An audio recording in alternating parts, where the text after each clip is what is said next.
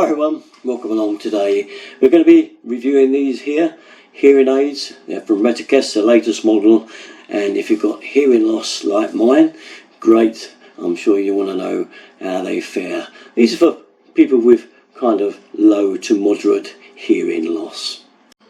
Let's move on straight away then and get unboxing the unit. Let's see what we've got inside.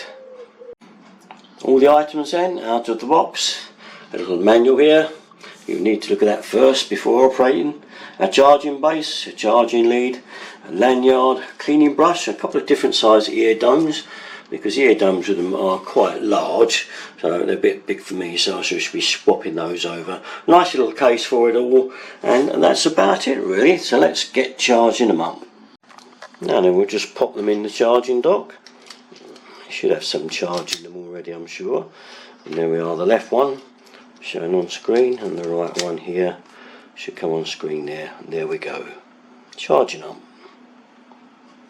So the charging base has a couple of dual functions ends really.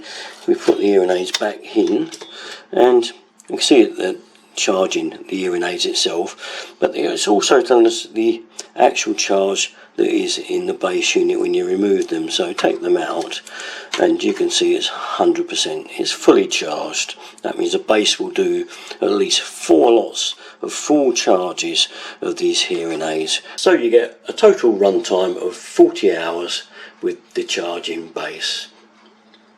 Now hearing aids, you know, when you put them on, it's great, everything is boosted, and it's great in quiet environments, you can hear everybody quite well, but what's the main thing with hearing aids, the real bad thing about them, and that is the background noise. Obviously, if you imagine going into a pub, for instance, or a club, or where there's music playing, there's background noise is increased along with everything else that you want to hear. So if you want to hear someone speaking over there, you're not going to be able to hear me. You'll hear all the background noise louder than the person you want to hear over here. So to me, this hearing aid reduction for noise, background noise, is the most important one of all, I think. To that end, I'm going to give them a good long test. As I say, it's supposed to have intelligent background noise suppression involved in these, and we'll see how good that is. There's 4 different modes in it, and I'll just go through the modes with you in a second.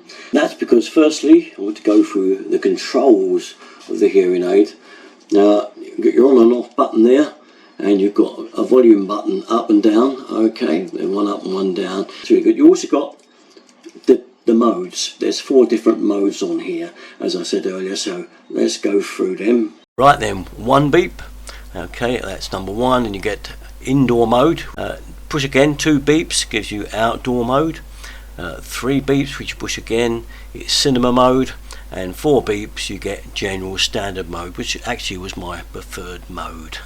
Straight away then, after 4 hours of trying just now on the first test, I could definitely say that the dual microphone pickup is definitely better than what I've been getting on my old ones. I can definitely hear more definition, and also I do love the fact that it remains set on what my last setting was, so the volume level stays where I've left it, and so does the setting on the modes. So if I left it for general or indoors or wherever, it would stay where I left it. So that's a real plus point, but obviously this is early days.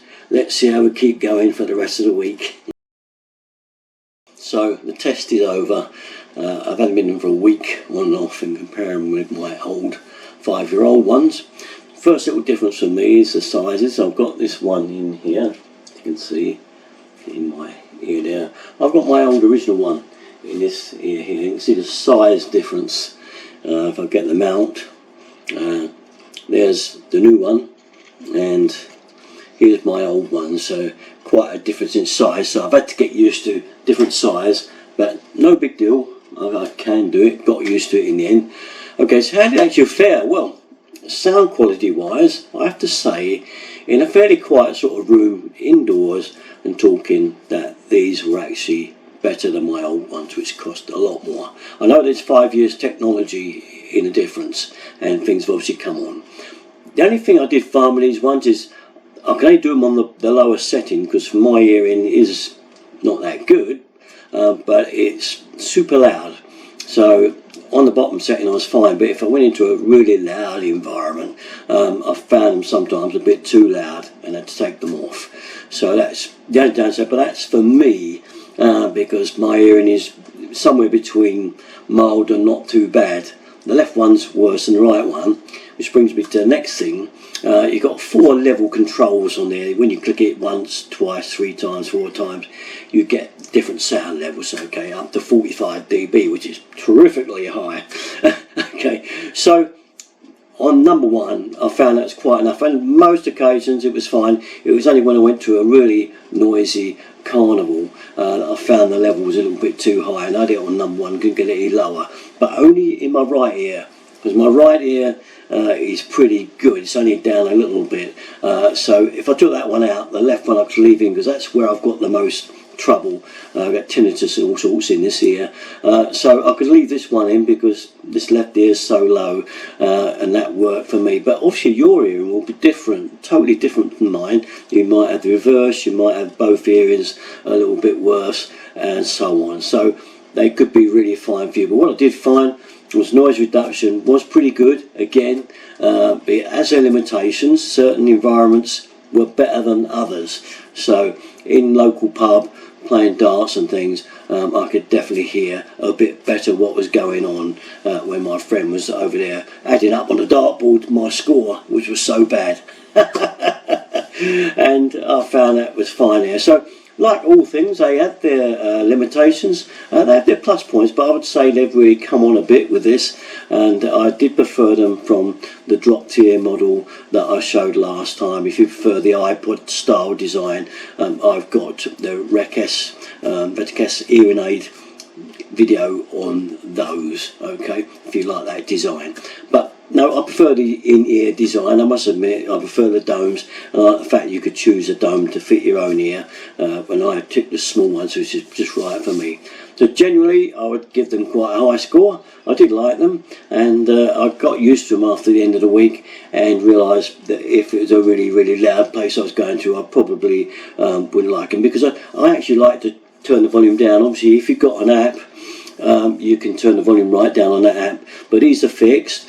But used to be a time on the fixed ones where you get a volume control on the back of the ear, which would be lovely, because I could have just left the left ear, this one, which is bad, on where it was, and just turn the right one down a little bit further, which would have matched up perfectly. So it's a bit of a shame it hasn't got that kind of thing, but I do appreciate these work without having to have apps, work with mobile phones. It's just kind of, it's all in there in the aid as it is. There's no messing around with frequencies and stuff like that. They're all preset, but I have to say, pretty good. So all round, one of those, once again, worth a try again if you're really suffering with your hearing. Okay, that's it from me then, and I'll catch you next time. Okay, all the best and byes. See you again. Listen out for me.